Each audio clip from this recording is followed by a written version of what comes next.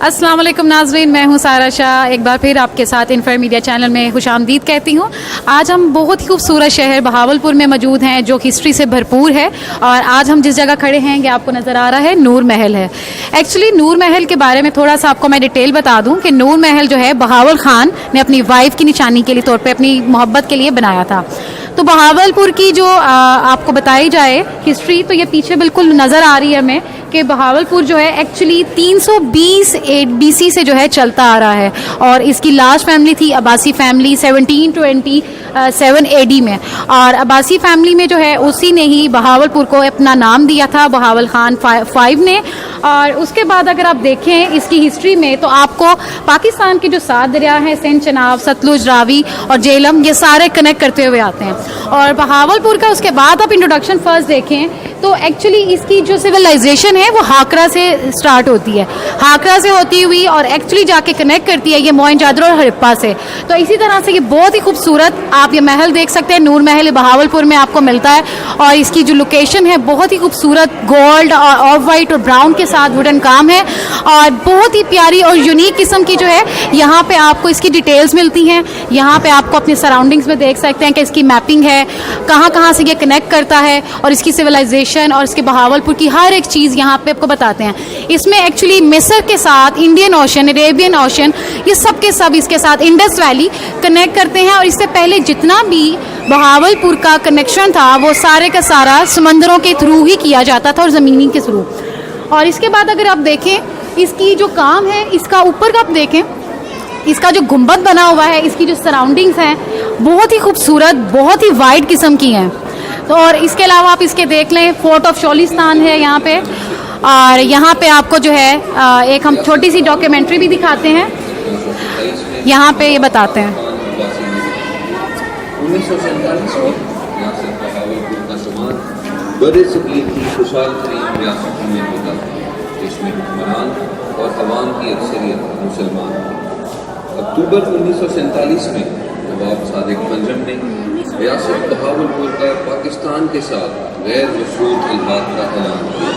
रियासत बहावलपुर पाकिस्तान के साथ इल्हाक करने वाली पहली रियासत थी और रियासती फ़ौज पाक फ़ौज में जम करती थी, जिसमें पहली, दूसरी, तीसरी और चौथी बहावलपुर रेजिमेंट पाक फ़ौज में बतौर 8वीं, 9वीं, 20वीं और 21वीं बलोच अब्बासिया रेजिमेंट शामिल हुई, जबकि नवाब का तोपखाना 14 फील्ड अब्बासिया रेजिमेंट आर्टिलरी के तौर पर शामिल हुआ।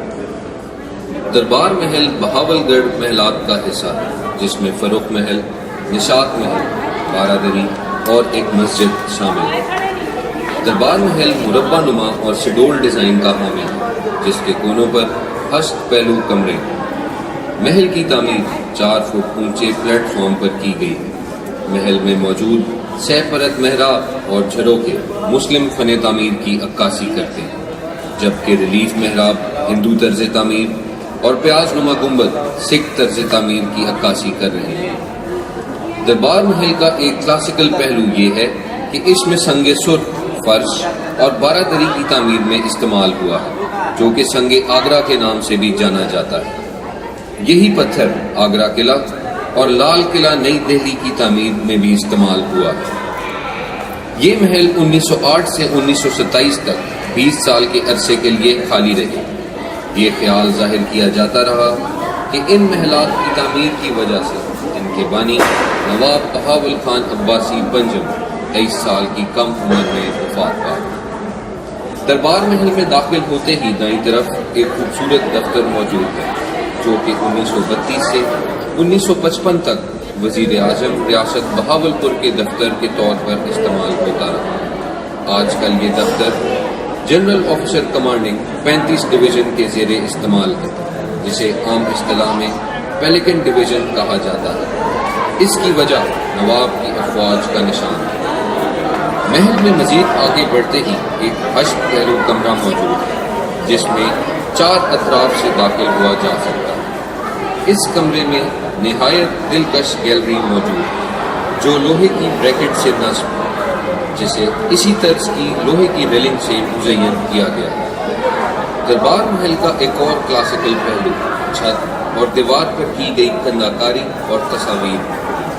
2003 میں کی جانے والی تجدید میں کئی تصاویر کو پھر سے بنایا گیا، جبکہ کچھ تصاویر دیوار میں آج بھی اپنی اصلی حالت میں موجود ہیں. دربار محل کے سامنے 1952 میں ایک گھنٹی لگائی گئی جو کہ انگلینڈ کی ایک مشہور کمپنی جلیٹ اینڈ جانسٹن نے تیار کی. بارہ دری کے سامنے ہسپانوی طرز کے فوارے لگائے گئے ہیں. اس کے علاوہ ایک چھوٹا عجائب گھر بھی قائم کیا گیا ہے جس میں نواب دور کے مختلف تاریخی اور ثقافتی نمونے موجود ہیں.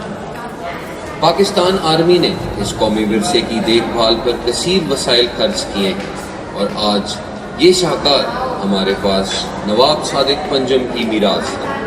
2017 میں ہشت پہلو ایوان اور ٹی بار کی تزئین و آرائش کو برقرار رکھنے کے لیے اقدام بروئے کار لائے گئے. علاوہ ازیں بغداد روڈ اور دربار محل کو جانے والی سڑک کے سنگم پر دربار محل کا ماڈل بھی تعمیر کیا گیا ہے، جس کا مقصد ریاست بہاولپور کی عوام اور ثقافت کو خراج تحسین پیش کرنا ہے. لائٹ اینڈ ساؤنڈ شو جو اب منعقد کیا جائے گا 2 حصوں پر مشتمل ہے. پہلا حصہ اسپیشل آگمنٹڈ ریئلٹی کہلاتا ہے، جسے عام طور پر پروجیکشن میپنگ یا ویڈیو میپنگ کہتے ہیں. پروجیکٹر کے ذریعے دربار محل پر ہولوگرام ڈالا جاتا ہے جس سے ایک خاص کہانی کی عکاسی ہوتی ہے. یہ پروجیکشن میپنگ شو پاکستان میں اپنی طرز کا پہلا شو ہے جو ریاست بہاولپور کے اس ورثے کو 4 چاند لگاتا ہے.